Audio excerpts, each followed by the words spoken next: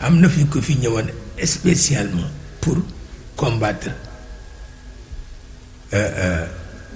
salaatul fatiha te kilifa gu mag la ci ñi daan neexal pour ñu combattre cheikh nag te dañu wut argument ñu won leen salaatul fatiha ne amul salaam te yonent bi ne salaatu bu amul salaam rekk baaxul nag mu gàddu salaatul fatiha jëm si fii pour combattre si fii cheikh ci loolu te kooku kat xam nga ku mu gën a gëm ci àdduna imam Bikri seetal loolu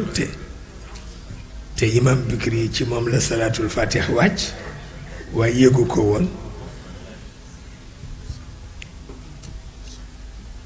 pour wax la rek ni ma suñu noppalu benn yoon indi nañ fi benn kilifa bu nga xam ni mu commencé di doxal yu mel noonu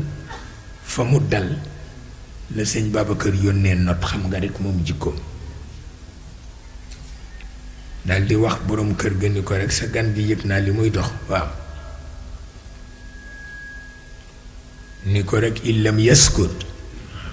xam nga sëñ Babacar moom ni ko rek illam yaskut dayal wa sa yaskutu ama qaribi min az-zaman illam yaskut fa sawfa yalabu bi sibyan